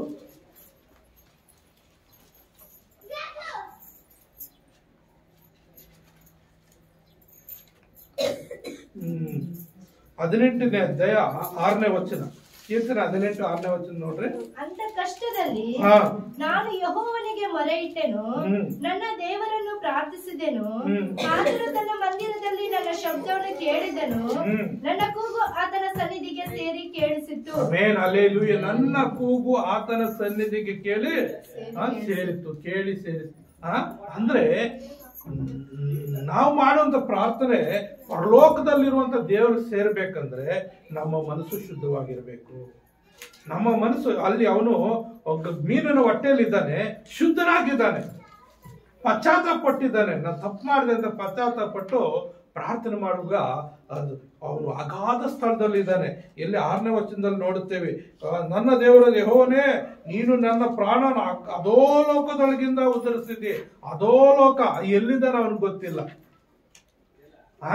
ಅವನು ಪ್ರಾರ್ಥನೆ ಮಾಡುವಾಗ ದೇವರು ಕೇಳಿದ್ದಾನೆ. ಅವನು ದೇವ್ರು ಕೇಳಿ ಉತ್ತರ ಮಾಡ್ತಾ ಇದ್ದಾನೆ. ಅಲ್ಲಿ 9ನೇ ವಚನ ಹೋದಮ್ಮ. ನಾನಾದರೂ ಸ್ತೋತ್ರ ಧ್ವನಿಯಿಂದ ನಿನಗೆ ಯಜ್ಞ ಅರ್ಪಿಸುವೆನು, ಮಾಡಿಕೊಂಡ ಹರಿಕೆಯನ್ನು ಸಲ್ಲಿಸುವೆನು. ರಕ್ಷಣೆ ಯೆಹೋವನಿಂದಲೇ ಉಂಟಾಗುವುದು. ಯೆಹೋವನು ಮೀನಿಗೆ ಅಪ್ಪಣೆ ಮಾಡಲು ಅದು ಯೋನನನ್ನು ಒಣನೆಲದಲ್ಲಿ ಕಾರಿ ಬಿಟ್ಟಿತ್ತು. ನೋಡ್ರಿ, ಏನ್ ಮಾಡಿಕೊಂಡ ಹರಕೆಯನ್ನು ಸಲ್ಲಿಸು ಅಂದ್ರೆ ನಾನು ಸುವಾರ್ಥ ಸಾರಬೇಕು, ಅದು ನನ್ನ ತೀರ್ಮಾನ. ಮತ್ತೆ ಇವಾಗ ಮಾಡ್ತೀನಿ. ಮತ್ತೆ ನಾನು ನಿನ್ವೆ ಪಟ್ಟಣಕ್ಕೆ ಹೋಗ್ತೀನಪ್ಪ, ತಪ್ಪಾಯ್ತು, ನಾನು ಹೋಗದೆ ತಾರ್ಸಿಸ್ಕೊಂಡು ಬಂದು ತಪ್ಪಾಯ್ತು, ಹಾಗಾಗಿ ನಾನು ಕ್ಷಮೆ ಕೇಳ್ತಾ ಇದ್ದೀನಿ, ಮಾಡಿಕೊಂಡ ಅರಿಕೆಯನ್ನು ಸಲ್ಲಿಸುವೇನಂದ್ರೆ ಮತ್ತೆ ನಾನು ನಿನ್ನ ಚಿತ್ತ ಏನಿದೆ ಅದ್ರ ಪ್ರಕಾರ ನಾನು ಮಾಡ್ತೀನಿ ಅಂತೇಳಿ ದೇವ್ರ ಪ್ರಾರ್ಥನೆ ಮಾಡಿ ರಕ್ಷಣೆ ಯೆಹೋವನಿಂದಲೇ ಉಂಟಾಗೋದು ಅಂತ ಪ್ರಾರ್ಥನೆ ಮಾಡುವಾಗ ಆ ದೇವ್ರು ಏನ್ ಮಾಡ್ತಾನೆ, ಆ ಮೀನಿಗೆ ಅಪ್ಪಣೆ ಕೊಡ್ತಾನೆ. ಎಷ್ಟು ದಿವಸ? 3 ದಿವಸ ಹೊಟ್ಟೆಯಲ್ಲಿ ಇರ್ತದೆ. 4ನೇ ದಿವಸ ಅಪ್ಪಣೆ ಕೊಡ್ತಾನೆ, ಏನಂತ, ಹೋಗಿ ಅವನ್ನ ಭೂಮಿ ಆಚೆ ಹಾಕು ಅಂತ ಹೇಳುವಾಗ ಆ ಮೀನು ಎಲ್ಲೋ ಅಗಾಧ ಸ್ಥಳದಲ್ಲಿ ಹೋಗಿ ಕುತ್ಕೊಂಡಿರ್ತದೆ. ಅದು ಕೂಡ ಏನು ತಿನ್ನಕ್ಕಾಗಲ್ಲ, ಜೀರ್ಣ ಮಾಡ್ಕೊಳಕ್ಕಾಗಲ್ಲ. ಯಾಕಂದ್ರೆ ದೇವರ ಮನುಷ್ಯನ ಹೊಟ್ಟೆಯಲ್ಲಿದ್ದಾನೆ, ಅದರ ಹೊಟ್ಟೆಯಲ್ಲಿದ್ದಾನೆ, ಜೀರ್ಣ ಮಾಡ್ಕೊಳ್ಳಕ್ಕೆ ಅದು ಕೂಡ ಆಗಲ್ಲ. ಹಾಗಾಗಿ ಎಲ್ಲೋ ಪಾತಾಳದವರು ಕುತ್ಕೊಂಡು ಬಿಟ್ಟಿದ್ದಾರೆ, ನೆಲದಲ್ಲಿ, ಸಮುದ್ರದಲ್ಲಿ. ಆ ಸಮುದ್ರ ಎಷ್ಟು ಆಳ ಇರ್ತದೆ ಗೊತ್ತಿಲ್ಲ. ಆಮೇಲೆ ಅಲ್ಲಿಂದ ಮೇಲಕ್ಕೆ ಬಂದು ದಡದತ್ರ ಬಂದು ಉಗ್ದಾಗ್ತದೆ, ಹೋಗು ಆಚೆ ಅಂತೇಳಿ. ಅವಾಗ ಆಚೆ ಬಂದ ಮೇಲೆ ಅವನೇನ್ ಮಾಡ್ತಾನೆ ಅಂದ್ರೆ ಮತ್ತೆ ದೇವರು ಅವನ ಮಾತನಾಡ್ತಾನೆ, ಹೋಗಪ್ಪ ಇವಾಗ ಬುದ್ಧಿ ಬಂದಿದೆಯಲ್ಲ, ಹೋಗಿ ನಿನವೆ ಪಟ್ಟಣ ಸುವಾರ್ತೆ ಸಾರು ಅಂತ ಹೇಳುವಾಗ ಅವನೇನ್ ಮಾಡ್ತಾನೆ, ಆ ನಿನವೆ ಪಟ್ಟಣಕ್ಕೆ ಹೋಗ್ತಾನೆ. ಹೋಗಿ 1 ದಿವಸ ಒಳಕ್ಕೆ ಹೋಗ್ತಾನೆ, 1 ದಿವಸ ಪೂರ್ತಿ ನಡ್ಕೊಂಡು ಹೋಗ್ತಾನೆ. ಹೋಗಿ ಆ ಊರಿನ ಮಧ್ಯದಲ್ಲಿ ಏನ್ ಮಾಡ್ತಾನೆ, ಅಲ್ಲಿ ಏನೋ ಸುವಾರ್ತೆ ಸಾರ್ತಾನೆ ನೋಡ್ರಿ. 4ನೇ ವಚನ, 2-3-4 ವಚನ ಓದಮ್ಮ. ಅನಂತರ ಯೆಹೋವನು ಯೋನನಿಗೆ, ನೀನೆದ್ದು ಆ ದೊಡ್ಡ ಪಟ್ಟಣವಾದ ನಿನವೆಗೆ ಹೋಗಿ ನಾನು ನಿನಗೆ ಪ್ರಕಟಿಸುವುದನ್ನು ಅಲ್ಲಿ ಸಾರು ಎಂದು 2ನೇ ಸಲ ಅಪ್ಪಣೆ ಮಾಡಿದನು. ಆಗ ಯೋನನು ಎದ್ದು ಯೆಹೋವನ ಅಪ್ಪಣೆಯಂತೆ ನಿನವೆಗೆ ಹೋದನು. ನಿನವೆಯು 3 ದಿನದ ಪ್ರಯಾಣದಷ್ಟು ಅತಿ ವಿಸ್ತಾರವಾದ ಮಹಾಪಟ್ಟಣವಾಗಿತ್ತು. ಯೋನಾನು ಪಟ್ಟಣದಲ್ಲಿ ಸೇರಿ ಮೊದಲು 1 ದಿವಸದ ಪ್ರಯಾಣದಷ್ಟು ದೂರ ನಡೆದು 40 ದಿನಗಳಾದ ಮೇಲೆ ನಿನವೆಯು ಕೆಡಲ್ಪಡುವುದು ಎಂದು ಸಾರತೊಡಗಿದನು. ಏನ್ ಮಾಡ್ತಾನೆ, 1 ದಿವಸ ಒಳಕ್ ಹೋಗಿ ಅಲ್ಲಿ ಇರೋ ಜನರಿಗೆಲ್ಲ ಗಟ್ಟಿಯಾಗಿ ಕೂಗಿ ಹೇಳ್ತಾ ಇದ್ದಾನೆ, 40 ದಿವಸ ಇವತ್ತು ಲೆಕ್ಕ ಕೊಡ್ರಿ ಪ್ರಜೆಗಳೇ, ನಿನವೆ ಪಟ್ಟಣದ ಪ್ರಜೆಗಳೇ, ಇವತ್ತಿನಿಂದ ಲೆಕ್ಕ ಹಾಕೊಳ್ಳಿ. 40 ದಿವಸಗಳಾದ ನಂತರ ಈ ದೇಶ ಎಲ್ಲ ಕೆಡವಲ್ಪಡ್ತದೆ, ಈ ಪಟ್ಟಣ ಎಲ್ಲ ಕೆಡವಲ್ಪಡ್ತದೆ. ಈ ಪಟ್ಟಣದಲ್ಲಿರುವಂತಹ 1,20,000 ಜನರೆಲ್ಲರೂ ಸತ್ತೋಗ್ತೀರಿ, ನಾಶವಾಗಿ ಹೋಗ್ತೀರಿ ಅಂತ ಹೇಳುವಾಗ ಈ ವಿಷಯ ಜನರಿಗೆಲ್ಲ ಮನ ಮುಟ್ಟು ಬೀಳ್ತದೆ. ಭಯ ಬಂದ್ಬಿಡ್ತದೆ ಎಲ್ಲರಲ್ಲಿ. ಭಯ ಬಂದ್ ಏನ್ ಮಾಡ್ತಾರೆ, ಎಲ್ಲರೂ ತಮ್ಮ ತಮ್ಮ ಬಟ್ಟೆಗಳು ಹರ್ಕೊಂಡು ತೆಗೆದಾಕಿ, ಗೋಣಿ ಬಟ್ಟೆಗಳು ಹಾಕೊಂಡು, ಚೀಲಗಳು ಮೈ ಮೇಲೆ ಹಾಕೊಂಡು, ಬೂದಿ ಹಾಕೊಂಡು ಎಲ್ಲರೂ ಉಪವಾಸ ಮಾಡಕ್ಕೆ ಸ್ಟಾರ್ಟ್ ಮಾಡ್ತಾರೆ. ದೇವ್ರಿಗೆ ಪಶ್ಚಾತ್ತಾಪ ಉಪವಾಸ. ಈ ವಿಷಯ ರಾಜನ ತನಕ ಗೊತ್ತಾಗ್ಬಿಡ್ತಾರೆ, ಆ ದೇಶದ ರಾಜನು. ಇವಾಗ ನಮ್ ಗೌರಿಬಿದ್ದು ಪಾಟ್ನ ಅನ್ಕೊಳ್ರಿ, ಈ ಗೌರಿಬಿದ್ದ ರಾಜನ ಯಾರು? ಈ ಪ್ರಸ್ತುತ ಪುಡ್ಸ್ವಾಮಿಗೌಡ. ಆತನ MLA ಆಗಿರೋದ್ರಿಂದ ಈ ಗೌರಿಬಿದೂರು ತಾಲೂಕಿಗೆ ಇರುವಂತ ಎಲ್ಲ ಪ್ರಜೆಗಳಿಗೂ ಆತನೇ ದೊಡ್ಡವನು, ಆ MLA ಆಗಿರೋದ್ರಿಂದ. ಹಾಗಾಗಿ ಆ ಒಂದು ವಿಷಯ ಗೊತ್ತಾದ್ಮೇಲೆ ಆ ವ್ಯಕ್ತಿ ಕೂಡ, ರಾಜನ್ ಕೂಡ ಏನ್ ಮಾಡ್ತಾನೆ, ಅವನು ಕೂಡ ಬಟ್ಟೆಗಳೆಲ್ಲ ತೆಗೆದಾಗ ಹರ್ಕೊಂಡ್ ಬಿಡ್ತಾನೆ. ಹರ್ಕೊಂಡು ಅವನು ಮೈ ಮೇಲೆ ಗೋಣಿ ಚೀಲಗಳು ಒದ್ದುಕೊಂಡು ಇವೊಂದು ರಾಜಾಜ್ಞೆ ಹೊರಡಿಸ್ತಾನೆ. ಏನಂತಂದ್ರೆ, ಇವತ್ತರಿಂದ 3 ದಿವಸಗಳ ಕಾಲ ಯಾರು ಒಂದು ಮೇಕೆ ಮರಿ ಆಗ್ಲಿ, ಕುರಿ ಮರಿ ಆಗ್ಲಿ, ದನಗಳಾಗ್ಲಿ, ಪಶುಗಳಾಗ್ಲಿ, ಮನುಷ್ಯರಾಗ್ಲಿ, ಹಾಲು ಕುಡಿಯೋ ಮಗು ಆಗ್ಲಿ, ಯಾರು 3 ದಿವಸ ನೀರು ಸಹ ಕುಡಿಬಾರ್ದು, ಆಹಾರ ಕೂಡ ತಿನ್ನಬಾರ್ದು. ನಾವೆಲ್ಲರೂ ದೇವರಿಗೆ ಗಟ್ಟಿಯಾಗಿ ಮರೆ ಇಡೋಣ. ನಾವು ಯಾರು ನಾಶವಾಗಿ ಹೋಗೋದು ಬೇಡ, ನಮ್ಮ ಪಟ್ಟಣ ನಾಶವಾಗಿ ಹೋಗೋದು ಬೇಡ ಅಂತೇಳಿ ಏನ್ ಮಾಡ್ತಾರೆ, ಎಲ್ಲರೂ ಸೇರಿ ದೇವ್ರಿಗೆ ಮರೆ ಇಡ್ತಾರೆ, ಉಪವಾಸದಿಂದ ಪ್ರಾರ್ಥನೆ ಮಾಡ್ತಾರೆ. ಉಪವಾಸದಿಂದ ಪ್ರಾರ್ಥನೆ ಮಾಡುವಾಗ ಏನಾಗುತ್ತಂದ್ರೆ ಪ್ರಿಯರೇ, ಅಲ್ಲಿ ಆ ದೇವರು ಅವ್ರ ಪ್ರಾರ್ಥನೆ ಕೇಳ್ಬಿಡ್ತಾನೆ. ಅವ್ರ ಪ್ರಾರ್ಥನೆ ಕೇಳ್ಬಿಟ್ಟು 10ನೇ ವಚನ, 3ನೇ ಅಧ್ಯಾಯ 10ನೇ ವಚನ. ದೇವರು ನಿನ್ನೆಯವರ ಕಾರ್ಯಗಳನ್ನು ನೋಡಿ ಅವರು ತಮ್ಮ ದುರ್ಮಾರ್ಗದಿಂದ ತಿರುಗಿಕೊಂಡರೆಂದು ತಿಳಿದು ಮನಮರುಗಿ ತಾನು ಅವರಿಗೆ ಮಾಡುವೆನೆಂದು ಪ್ರಕಟಿಸಿದ ಕೇಡನ್ನು ಮಾಡದೆ ಬಿಟ್ಟನು. ನೋಡ್ರಿ, ಮನಮರುಗಿ. ನಮ್ಮ ದೇವ್ರು ಯಾರು? ಮನ ಮರುಗೋ ದೇವರು. ಅವ್ರು ಏನ್ ಮಾಡ್ತಾರೆ, ದೇವರು ನಿನೆವೆಯರ ಕಾರ್ಯಗಳನ್ನು ನೋಡಿ, ಏನ್ ಕಾರ್ಯಗಳು? ಎಲ್ಲರೂ ಉಪವಾಸ ಮಾಡ್ತಾ ಇದ್ದಾರೆ. ಪ್ರಾಣಿ ಪಕ್ಷಿಗಳು, ಕ್ರಿಮಿಕೀಟಗಳು, ಆ ದೇಶದಲ್ಲಿ ಏನೇನಿದೆಯೋ ಆ ಎಲ್ಲ ಹಸುಗಳು, ಕರುಗಳು, ಎಮ್ಮೆಗಳು, ಮೇಕೆಗಳು, ಕೋಳಿಗಳು ಎಲ್ಲಕ್ಕೂ ಉಪವಾಸನೆ. ಯಾವುದಕ್ಕೂ ಆಹಾರ ಕೊಟ್ಟಿಲ್ಲ, ಮಕ್ಕಳು ಕೂಡ ಹಾಲು ಕೊಟ್ಟಿಲ್ಲ. 3 ದಿವಸ ಯಾವಾಗ ಉಪವಾಸ ಇದ್ರೋ ದೇವ್ರೇನ್ ಮಾಡ್ಬಿಡ್ತಾನೆ, ಕನಿಕಾರ ಕೊಟ್ಟು ಬಿಡ್ತಾನೆ, ಮನ ಮರಗಿಬಿಡ್ತಾನೆ. ಅವ್ರು ನಾಶ ಮಾಡ್ಬೇಕಂತಿದ್ದವನ್ನ ದೇವ್ರ ಮನ ಮರಗಿ ಅವ್ರು ಮಾಡ್ಬೇಕಂತ ಕೇಳಿ ಮಾಡದೆ ನಿಲ್ಲಿಸ್ಬಿಡ್ತಾನೆ. ಮಾಡದೆ ಯಾವಾಗ ನಿಲ್ಲಿಸ್ತಾನೋ ಇವನಿಗೆ ಯೋನನ್ ಕೋಪ ಬರ್ತದೆ, ಅವಾಗ ಸಿಟ್ಟು ಬರ್ತದೆ. ಏನಂತ ಅವನು ಪ್ರಾರ್ಥನೆ ಮಾಡ್ತಾ ಇದ್ದ, ಯೆಹೋವಾ ಆಲಿಸು, ನಾನು ಸ್ವದೇಶದಲ್ಲಿರುವಾಗಲೇ ಈಗ ಆಗುವುದೆಂದು ಹೇಳಿದನಷ್ಟೇ. ಅಂದ್ರೆ ನಾನು ನನ್ನ ಊರಲ್ಲಿದ್ದಾಗ ಈಗ ನೀನು ಮಾಡ್ತೀಯ ಅಂತ ನನ್ಗೆ ಗೊತ್ತಿತ್ತು, ನೀನು ಮನಬರ್ಗುವ ದೇವ್ರಂತ ನನ್ಗೆ ಗೊತ್ತಿತ್ತು. ಆದ್ರಿಂದಲೇ ನಾನು ನಿನ್ವೇಗ ಹೋಗ್ದೆ, ತಾರ್ಸಿಸ್ಗೋಡೋಗಿದ್ದು. ಇವಾಗ ನೀನೇನು ಆ ಜನರನ್ನೆಲ್ಲ ಕರುಣಿಸಿ ಬಿಟ್ಟುಬಿಟ್ಟ. ನಾನು ಪ್ರವಾದಿಯಾಗಿ ಆ ದೇಶವನ್ನ ಹೋಗಿ ಪ್ರಕಟಣೆ ಮಾಡಿಸಿದ್ದೀನಿ, ನೀನು ವಾಗ್ದಾನ ನೋಡ್ತಿದ್ದೀನಿ. ಅವ್ರು ಏನ್ ಮಾಡ್ತಾರೆ ಇವಾಗ? ನನ್ನನ್ನು ಹಿಡ್ಕೊಂಡು ಕೊಂದು ಬಿಡ್ತಾರೆ, ನನ್ನನ್ನು ಹಿಡ್ಕೊಂಡು ಕೊಂದು ಬಿಡ್ತಾರೆ. ನಾನೇನ್ ಮಾಡ್ಲಿ ಅಂತ ಹೇಳಿ ಅವನು ಊರಾಚೆಗೆ ಹೋಗ್ಬಿಡ್ತಾನೆ.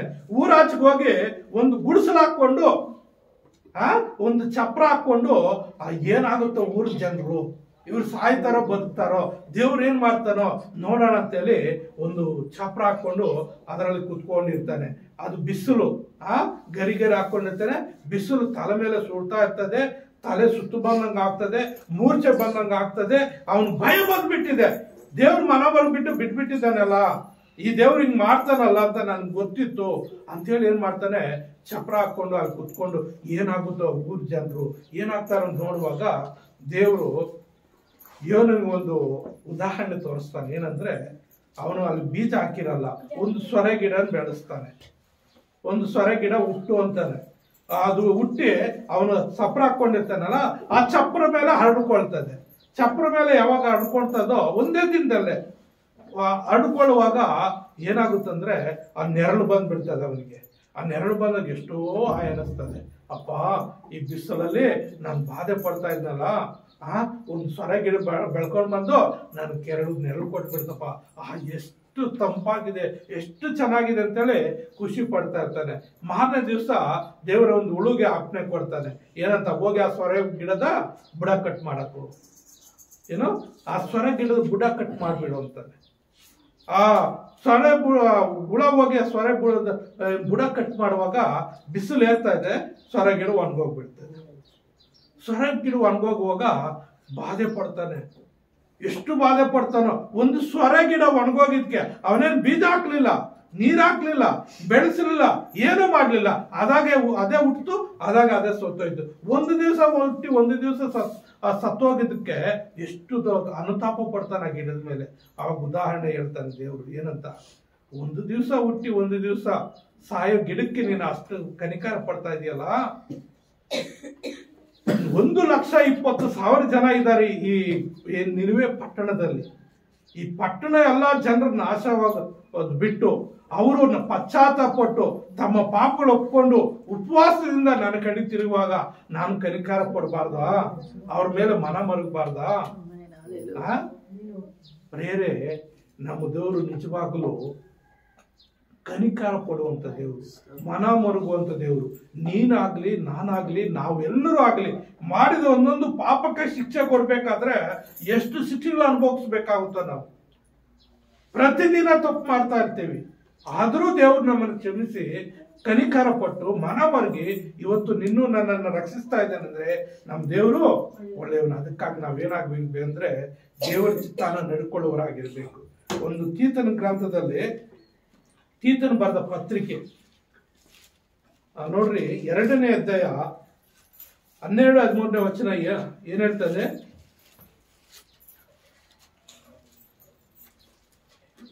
ತೀತನು ಬರೆದ ಪತ್ರಿಕೆ ಪೇಜ್ ನಂಬರು 275.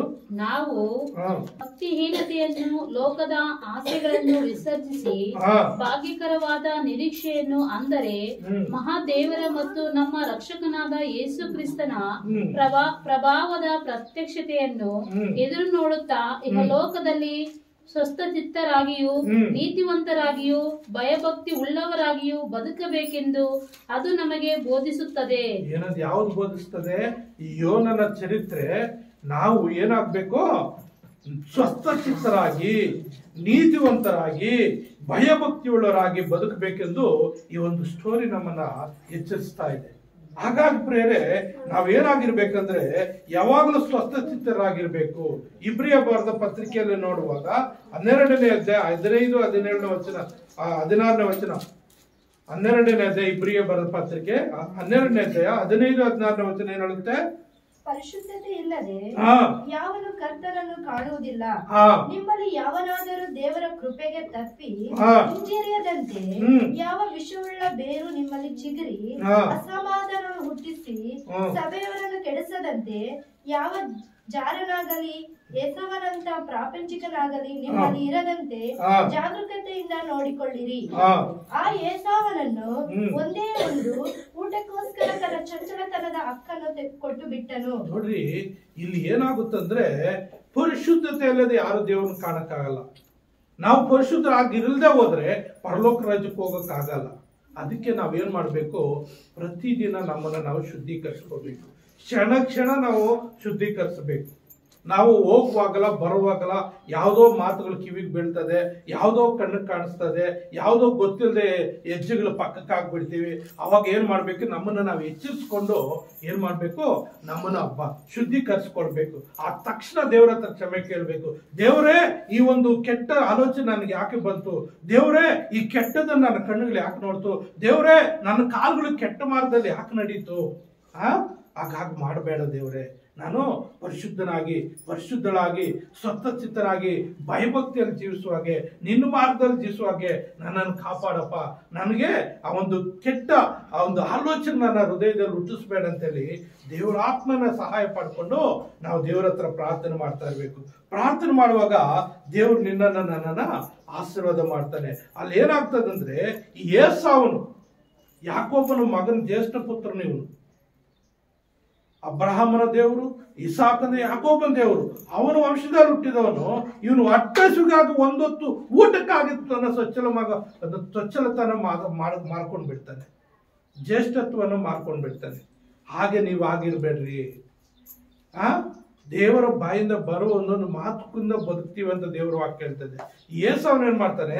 ಒಂದೊತ್ತು ಊಟಕ್ಕೆ ಜ್ಯೇಷ್ಠ ಪುತ್ರನ ದೊಡ್ಡ ಮಗನ ಸ್ಥಾನವನ್ನು ಮಾರ್ಕೊಂಡು ಬಿಡ್ತಾನೆ. ಹಾಗೆ ನಾವು ನೋಡುವಾಗ ಬೈಬಲ್ ಅಲ್ಲಿ ಆಕಾನನು, ಯೂದನು, ಗೆಹಜಿ, ಇನ್ನು ಅನೇಕರು ಇದ್ದಾರೆ. ಅನೇಕರು ಏನ್ ಮಾಡ್ತಾರೆ? ಈ ಲೋಕದ ಸಿರಿತನಕ್ಕಾಗಿ, ಈ ಲೋಕದ ಆಸೆ ಆಕಾಂಕ್ಷೆಗಳಿಗಾಗಿ ತಮ್ಮನ್ನು ತಾವು ದೇವರಿಂದ ದೂರ ಮಾಡಿಕೊಂಡು ಶಿಕ್ಷೆಗೆ ಒಳಗಾಗಿದ್ದಾರೆ. ಆದ್ರಿಂದ ಪ್ರೇರೆ ದಾವೀದನ ಒಂದು ಮಾತು ಹೇಳ್ತಾನೆ. 119ನೇ ಕೀರ್ತನೆಯಲ್ಲಿ 25ನೇ ವಚನ ಏನ್ ಹೇಳ್ತಾನೆ? ನನ್ನ ಪ್ರಾಣವು ಧೂಳಿನಲ್ಲಿ ಸೇರಿ ಹೋಗುತ್ತದೆ, ನಿನ್ನ ವಾಗ್ದಾನಕ್ಕನುಸಾರವಾಗಿ ನನ್ನನ್ನು ಉಜ್ಜೀವಿಸ ಮಾಡು. ಏನಂತಾರೆ? ನನ್ನ ಪ್ರಾಣವು ಧೂಳಿನಲ್ಲಿ ಸೇರಿ ಹೋಗುತ್ತದೆ, ನಿನ್ನ ವಾಗ್ದಾನಕ್ಕನುಸಾರವಾಗಿ ನನ್ನನ್ನು ಜೀವಿಸ ಮಾಡು. ಬೇರೆ ಯಾರು ಯೋನನು ಕೂಡ ಅದೋ ಲೋಕದಲ್ಲಿ ನಾನಿದ್ದೀನಿ, ಅಲ್ಲಿಂದ ನಾನು ರಕ್ಷಿಸು ಅಂತ ಹೇಳ್ತು. ಅದೇ ರೀತಿಯಲ್ಲಿ ನಾನು, ನೀನು, ನಾವೆಲ್ಲರೂ ಏನ್ ಮಾಡ್ಬೇಕು? ದೇವ್ರ ಪ್ರಾರ್ಥನೆ ಮಾಡುವಾಗ ದೇವ್ರು ನಮ್ಮನ್ನ ಆಶೀರ್ವಾದ ಮಾಡುವಂತನಾಗಿದ್ದಾನೆ. ಇನ್ನೊಂದು ವಚನ ಓದ್ಕೊಂಡು ನಾವು ಮುಕ್ತಾಯ ಮಾಡ್ಕೊಳ್ಳೋಣ. 103ನೇ ಕೀರ್ತನೆ 13ನೇ ವಚನ. 103ನೇ ಕೀರ್ತನೆ 13ನೇ ವಚನ ಏನ್ ಹೇಳುತ್ತೆ? ತಂದೆಯು ಮಕ್ಕಳನ್ನು ಕನಿಕರಿಸುವಂತೆ ಯೆಹೋವನು ತನ್ನಲ್ಲಿ ಭಯಭಕ್ತಿ ಉಳ್ಳವರನ್ನು ಕನಿಕರಿಸುತ್ತಾನೆ. Amen, hallelujah. ನೋಡ್ರಿ, ಇವತ್ತು ಈ ವಾಕ್ಯದ ಮುಖಾಂತರ ಒಂದು ವೇಳೆ ನಿಮ್ಮ ಜೀವಿತದಲ್ಲಿ ಇನ್ನೂ ಪಾಪದ ಕಾರ್ಯಗಳು, ದೇವರಿಗೆ ವಿರುದ್ಧವಾದ ದುಷ್ಟತ್ವ, ದುರ್ಮಾರ್ಗತ್ವ ಏನಾದ್ರು ಇದ್ರೆ ನೀವು ಒಪ್ಕೊಂಡು ಬಿಟ್ಬಿಟ್ರೆ ಅದನ್ನ ಏನ್ ಮಾಡ್ತಾನಂದ್ರೆ, ಒಬ್ಬ ತಂದೆ ತನ್ನ ಮಕ್ಕಳನ್ನ ಯಾವ ರೀತಿ ಕನಿಕರಿಸ್ತಾನೋ ಅದೇ ರೀತಿಯಲ್ಲಿ ಯಾರ್ಯಾರು ತನ್ನಲ್ಲಿ ಭಯಭಕ್ತಿ ಉಳ್ಳವರಾಗಿರ್ತಾರೋ ಅವರೆಲ್ಲರನ್ನು ಕನಿಕರಿಸುವ ಆತನಾಗಿದ್ದಾನೆ. ಅವರೆಲ್ಲರ ಮೇಲೆ ಮನಮೊರಗಿ ಅವರೆಲ್ಲರನ್ನು ರಕ್ಷಿಸುವಂತ ದೇವರಾಗಿದ್ದಾನೆ. ಆತರ ಪ್ರಿಯ ನನ್ನ ಸಹೋದರ, ಪ್ರಿಯ ನನ್ನ ಸಹೋದರಿ, ಈ ವಾಕ್ಯ ಕೇಳುವಂತ ನನ್ನ ಸಹೋದರಿ, ದೇವರ ಆರಿಸಿಕೊಂಡಂತ ಜನಾಂಗವೇ, ನೀವೇನ್ ಮಾಡ್ಬೇಕಂದ್ರೆ ಈ ವಾಕ್ಯಾನುಸಾರವಾಗಿ ಯೋಬನೊಬ್ಬ ನಮ್ಗೆ ನೀತಿ ಪಾಠವಾಗಿದ್ದಾನೆ. ಯೋಬನ ಒಂದು ಜೀವಿತ, ಯೋಬನ ಒಂದು ಸಾಕ್ಷಿ ನಮ್ಗೆ ನೀತಿ ಪಾಠವಾಗಿದೆ. ಹಾಗೆ ಆ ಯೋನನ ಒಂದು ವಿಷಯದಲ್ಲಿ ನಾವು ನೋಡುವಾಗ ಯೋನನು ದೇವರಿಗೆ ವಿರುದ್ಧವಾಗಿ ತಪ್ಪಿಸಿಕೊಂಡು ಓಡೋಕೆ ಪ್ರಯತ್ನ ಪಡುವಾಗ ಯೋನನ್ನು ಯಾವ ರೀತಿ ಸರಿದಾರಿಯಲ್ಲಿ ತರಬೇಕು ದೇವ್ರಿಗೆ ಗೊತ್ತಿತ್ತು. ಅದೇ ರೀತಿಯಲ್ಲಿ ಅವನ್ನ ಶಿಕ್ಷಿಸಿ ಮತ್ತೆ ಸರಿದಾರಿಯಲ್ಲಿ ತಂದು ತನ್ನ ಜನನ ರಕ್ಷಿಸುವ ಆ ರೀತಿಯಲ್ಲಿ ಒಬ್ಬ ಪ್ರವಾದಿಯಾಗಿ ಆತನ್ನು ಮುನ್ನಡೆಸಿದ. ಮತ್ತು ಅಲ್ಲಿ ಯೋನನ ಜೀವಿತದಲ್ಲಿ ಕರಕರೆ ಉಂಟಾಯಿತು. ಮತ್ತೆ ಆ ಯೋನನ ಜೀವಿತದ ಕರಕರೆಯನ್ನ ಯಾವ ರೀತಿ ನಿವಾರಣೆ ಮಾಡ್ಬೇಕೆಂದು ಒಂದು ಸೊರೆಗಿನ ಉದಾಹರಣೆ ಕೊಟ್ಟು ಯೋನನ ಕರಕರೆಯನ್ನ ನೀಗಿಸಿ ಅವನು ಸಮಾಧಾನವಾಗಿ ಸೇವೆ ಮಾಡ್ಲಿಕ್ಕೆ ಸಹಾಯ ಮಾಡಿಕೊಟ್ಟಿದ್ದಾನೆ. ಹಾಗೆ ಪ್ರತಿಯೊಬ್ಬರ ಜೀವಿತದಲ್ಲಿ ಪ್ರತಿಯೊಬ್ಬರು ನಿಮ್ಮ ಅಕ್ಕಪಕ್ಕದಲ್ಲಿ ನಿಮ್ಮ ಸ್ನೇಹಿತರು, ನಿಮ್ಮ ಫ್ರೆಂಡ್ಸು, ನಿಮ್ಮ ಬಂಧುಗಳು, ರಕ್ತ ಸಂಬಂಧಿಗಳು ಯಾರೋ ಒಬ್ಬರಿಗೆ ನೀವು ದೇವರ ವಾಕ್ಯವನ್ನು ಸಾರಬೇಕಾಗಿದೆ. ಸಾರುವಾಗ ಅವರು ಪಾಪದಲ್ಲಿ ಬಿದ್ದು ನರಕಕ್ಕೆ ಹೋಗುವಂತವ್ರು ಏನ್ ಮಾಡ್ತಾರೆ, ಒಂದು ವೇಳೆ ನಿನ್ನ ಮಾತು ಕೇಳಿ ಅವರು ದೇವರ ಕಡೆಗೆ ತಿರ್ಕೊಂಡ್ರೆ, ಅವ್ರ ಪರಲೋಕ ರಾಜ್ಯಕ್ಕೆ ಸೇರಿದ್ರೆ ಅದರ ಪ್ರತಿಫಲ ಎಲ್ಲ ನಿನಗೂ ನಿನ್ನ ಕುಟುಂಬಕ್ಕೆ ಸಿಗೋದಾಗಿದೆ. ಆದ್ರಿಂದ ನನ್ನ ಸಹೋದರಿ ದೇವರ ಮಾತನ್ನು ಕೇಳ್ರಿ. ದೇವರ ಮಾತನ್ನು ಧೈರ್ಯವಾಗಿ ಯೇಸು ಸ್ವಾಮಿ ಬಗ್ಗೆ ಧೈರ್ಯವಾಗಿ ಪ್ರಕಟಿಸ್ರಿ. ಯಾರು ನಿಮ್ಮನ್ನು ಏನು ಮಾಡಕ್ಕೆ ಅವಕಾಶ ಇಲ್ಲ. ನಾನು ಹೇಳೋದು ನನ್ನ ಧರ್ಮ, ಕೇಳಿದ್ರೆ ಕೇಳು, ಬಿಟ್ರೆ ಬಿಡು ಅಷ್ಟೇ. ಅವನು ಏನ್ ಮಾಡ್ದ, ಹೋಗಿ ಪ್ರಕಟಣೆ ಮಾಡಿದ್ರೆ ಕೇಳೋದು ಬಿಡೋದು ಅವ್ರಿಷ್ಟ. ಅದ್ರ ಪ್ರಕಟಣೆ ಮಾಡುವಾಗ ಅವರೆಲ್ಲರೂ ಕೇಳಿಬಿಟ್ರು, ಮನ ಮರುಗ್ಬಿಟ್ರು, ಎಲ್ಲರೂ ಮಾನಸಾಂತರ ಹೊಂದಿದ್ರು, ಪಶ್ಚಾತ್ತಾಪಟ್ರು, ಉಪವಾಸ ಮಾಡಿದ್ರು, ಪ್ರಾಣಾಪಾಯದಿಂದ ತಪ್ಪಿಸ್ಕೊಂಡ್ರು. ಹಾಗೆ ಪ್ರಿಯ ನನ್ನ ಸಹೋದರಿ, ನಿನ್ನನ್ನು ನಾನು ರಕ್ಷಿಸಲಿಕ್ಕೆ ಆತನ ಏನೋ ಶಕ್ತನಾಗಿದ್ದಾನೆ. ಆತನ ಯಾರು, ಮನ ಮರುಗುವ ದೇವರು. ನಿನಗೆ ಮಾಡಬೇಕಾದಂತ ಎಲ್ಲ ಅಪರಾಧಗಳಿಗೆ ಶಿಕ್ಷೆ, ನೀನು ಮಾಡಿದ ಎಲ್ಲ ಅಪರಾಧ ಶಿಕ್ಷೆ ಕೊಡುವಂತದ್ದನ್ನ ನೀನು ಪ್ರಾರ್ಥನೆ ಮಾಡಿ ದೇವ್ರ ವಿಧೇಯನಾಗಿ ಜೀವಿಸುವಾಗ ಎಲ್ಲ ಕ್ಷಮಿಸಿ ಮನ್ನಿಸಿ ಕನಿಕರ ಪಟ್ಟು ನೀನು ರಕ್ಷಿಸಲಿಕ್ಕೆ ಆತನು ಶಕ್ತನಾಗಿದ್ದಾನೆ. ಆತನು ತಂದೆಯ ಮಕ್ಕಳನ್ನು ಯಾವ ರೀತಿ ಕನಿಕರಿಸ್ತಾನೋ ಅದಕ್ಕಿಂತ ಹೆಚ್ಚಾಗಿ ನಿನ್ನ ಕನಿಕರಿಸಿ ಆಶೀರ್ವಾದ ಮಾಡ್ಲಿಕ್ಕಿದ್ದಾನೆ ಅಂತ ದೇವಾದಿ ದೇವನಿಗೆ ಮಹಿಮೆ ಉಂಟಾಗ್ಲಿ. ಪ್ರಾರ್ಥನೆ ಮಾಡಿಕೊಳ್ಳೋಣ. ನಮ್ಮನ್ನು ಬಹಳವಾಗಿ ಪ್ರೀತಿಸುವಂತ ನಮ್ಮ ತಂದೆಯಾದ ದೇವರೇ, ನಿನ್ನ ಪರಿಶುದ್ಧವಾದ ನಮ್ಮ ಸ್ತೋತ್ರ ವಂದನೆ ಸ್ವಾಮಿ. ನೀನು ಒಳ್ಳೆ ದೇವರಪ್ಪ, ನೀನು ಒಳ್ಳೆ ದೇವರು ಸ್ವಾಮಿ, ಒಳ್ಳೆ ಕಾಳು ಮಾಡುವಂತ ದೇವರಪ್ಪ, ಅದಕ್ಕಾಗಿ ಸ್ತೋತ್ರಪ್ಪ. ಹೌದು ಸ್ವಾಮಿ, ಯೋನನ ಜೀವಿತ ನಮಗೆ ಒಂದು ಗುಣಪಾಠವಾಗಿದೆ ಸ್ವಾಮಿ, ನಮ್ಮ ಜೀವಿತದಲ್ಲಿ ಒಂದು ಪಾಠವಾಗಿದೆ ಸ್ವಾಮಿ. ಯೋನನಪ್ಪ ನಿನಗೆ ತಪ್ಪಿಸ್ಕೊಂಡು ಓಡಿ ಹೋದ್ರು ಅವನು ಬಿಡ್ಲಿಲ್ಲ ಸ್ವಾಮಿ. ಅವನ ಕರೆತಂದು ಅವನ ಮುಖಾಂತರ ಏನು ಸೇವೆ ಮಾಡಿಸ್ಕೋಬೇಕೋ ಅದನ್ನ ಮಾಡಿಸ್ಕೊಂಡೆ ಸ್ವಾಮಿ. ಆ ಮುಖಾಂತರ ಒಂದು ನಿನಿವೆ ಪಟ್ಟಣ 1,20,000 ಜನರು ಪ್ರಾಣದಿಂದ ಬಿಡುಗಡೆ ಹೊಂದಿದ್ರು ಸ್ವಾಮಿ, ಮರಣದಿಂದ ಬಿಡುಗಡೆ ಹೊಂದಿದ್ರು ಸ್ವಾಮಿ. ಹಾಗಾಗಿ ಸ್ವಾಮಿ, ಆ ರೀತಿ ಅಪ್ಪ ನಾವುಗಳು ಕೂಡ ಪ್ರತಿಯೊಬ್ಬೊಬ್ಬರು ಯಾರಿಗೋ ಒಬ್ಬರಿಗೆ ನಿನ್ನ ಸತ್ಯ ಸುವಾರ್ತೆಯನ್ನು ಸಾರಿ ಅಪ್ಪ ನಿನ್ನ ವಾಕ್ಯವನ್ನು ತಿಳಿಸಿ ಆ ನರಕದಿಂದ ತಪ್ಪಿಸಿ ಪರಲೋಕದ ಕಡೆಗೆ ನಡೆಸುವ ಹಾಗೆ ಪ್ರತಿಯೊಂದು ಮಕ್ಕಳು ನಿನ್ಗೆ ಮಾದರಿಯಾಗಿ ಸಾಕ್ಷಿಯಾಗಿ ನಿನ್ನ ವಾಕ್ಯವನ್ನು ಸಾರುವರ ಹಾಗೆ ಪ್ರತಿಯೊಬ್ಬೊಬ್ಬರು ನೀನೇ ಆಶೀರ್ವದಿಸಬೇಕೆಂದು ಯೇಸು ನಾಮದಲ್ಲಿ ಪ್ರಾರ್ಥಿಸುತ್ತೇನೆ ತಂದೆ. ಆಮೆನ್.